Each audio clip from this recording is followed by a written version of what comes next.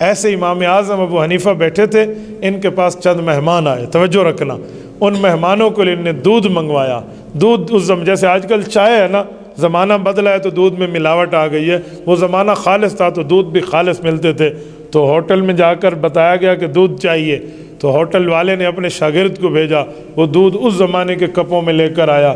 امام ابو حنیفہ کے مہمانوں کے سامنے اس نے کپ رکھے تو امام صاحب کو بہت اچھا لگا، بچے کا انداز، بچے کا طریقہ، تو کہا بیٹا یہ کپ اٹھانے بھی آپ آنا۔ انہوں نے کہا جی ہاں۔ وہ واپس آیا تو امام صاحب نے پوچھا کیا نام ہے؟ کہنے لگا یعقوب۔ کس کے بیٹے ہو؟ کہا ابراہیم۔ کون ابراہیم؟ کہا وہ ابراہیم جو وفات پاک۔ اچھا اچھا اچھا اچھا، آپ یتیم ہیں، آپ تو چھوٹے ہیں، تو کیا کرتے ہیں؟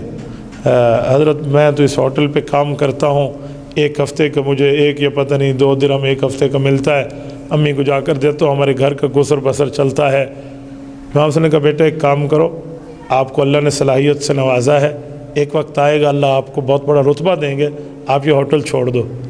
تو کہا پھر میری معیشت کا، کہ وہ اللہ پاک کی طرف سے میں ذمہ دار ہوں، وہ اگر 1 درہم دیتا ہے تو میں 2 دوں گا، وہ 2 دیتا ہے تو مجھ سے 4 لے لینا، لیکن یہاں پڑھنا شروع کر دو۔ بچے نے کہا ادھر کوئی کام وام تو نہیں کرنا پڑے گا؟ کہا جی نہیں، یہاں صرف پڑھنا ہوگا۔ انہوں نے کہا جی بسم اللہ۔ انہیں جا کر کب واپس کیا، پڑھنے بیٹھ گیا۔ 1 ہفتے بعد ڈبل تنخواہ ملی تو ماں کو جا کے دی، ماں کو نہیں پتہ، ماں نے کہا استاد نے دی؟ کہا جی استاد نے دی۔ تو ماں اس ہوٹل والے کا شکریہ ادا کرنے آئی، اللہ آپ کا بھلا کرے، آپ نے میرے بچے کا تعاون کیا۔ انہوں نے کہا کون سا بھلا کرے؟ تیرے بچے نے یہاں دوبارہ منہ نہیں دکھایا۔ کہا یہاں نہیں آتا؟ کہا یہاں آج بھی نہیں ہے، دیکھ۔ اچھا کہاں گیا؟ کہا وہ مولوی بیٹھے مسجد میں، اس کے پاس بیٹھے۔ تو وہ امام صاحب کے مجلس میں آئی اور یہ بچہ پڑھ رہا ہے۔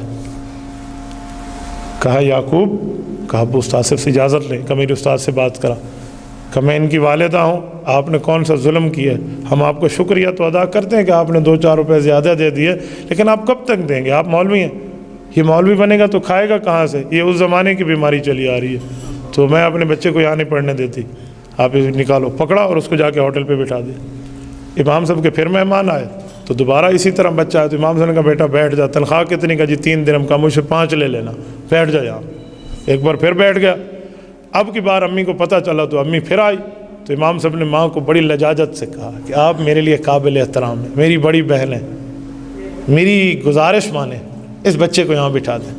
تو ماں نے کہا کھائے گا کہاں سے؟ اللہ اکبر، یہ علم حدیث سامنے ہے۔ تو حضرت امام ابو حنیفہ رحمۃ اللہ علیہ نے جملہ فرمایا کہ ایک وقت آئے گا یہ ایسی خوراکیں کھائے گا کہ بادشاہ بھی وہ خوراکیں شاید روزانہ نہ کھائے۔ ماں نے خاموشی اختیار کی اور چلی گئی، لیکن اس کے سامنے منظر نہیں تھا تو اس نے دیکھا نہیں، چلی گئی۔ یہ بچہ پڑھتا رہا امام ابو حنیفہ سے، اور یعقوب بن ابراہیم ایک وقت آیا، اس نے دنیا نے اسے قاضی امام ابو یوسف کا نام دیا ہے، یہ وہ ہے، یعقوب ان کا اصل نام ہے، قاضی امام ابو یوسف رحمہ اللہ، بہت بڑی شخصیت ہے۔ جب یہ بغداد کے قاضی بنے ہارون الرشید کے دور میں، اور قاضی جسے ہم چیف جسٹس کہتے ہیں، عربی میں کہتے ہیں قاضی القضات، پہلے قاضی القضات جو بنے تھے بغداد میں یہ تھے، پوری سلطنت اسلامیہ میں عباسی دور کے یہ پہلے قاضی تھے۔ اور عباسی دور تو وہ ہے جس کے بارے میں سجاہ خلیفہ کے لیے لکھا ہے، یہ نفحۃ الیمن میں موجود ہے، کہ بادل آسمان پہ یوں سفر کرتا ہوا جا رہا تھا تو خلیفہ وقت نے بادل کو دیکھ کے کہا کہ تو جہاں بھی برسے گا نا، اس زمین کے فصل کا خراج ہماری سلطنت میں آئے گا، یعنی ان کی اتنی بڑی سلطنت تھی۔ تو یہ اس کے قاضی بنے، تو ان کو روزانہ ایک خوراک پیش ہوتی تھی، وہ کیا تھی؟ وہ پستہ، بادام، فالودہ، یہ پستہ بادام دیتے۔ تو یہ کھانے کے لیے چمچ اٹھایا تو ہارون الرشید بادشاہ نے کہا کہ ہمیں یہ جمعے کے جمعے ملتی ہے، آپ کو روزانہ ملے گی۔ خوشی کی بات تھی، ان کے ہاتھوں سے چمچ گر گئی اور آنکھوں سے آنسو جاری۔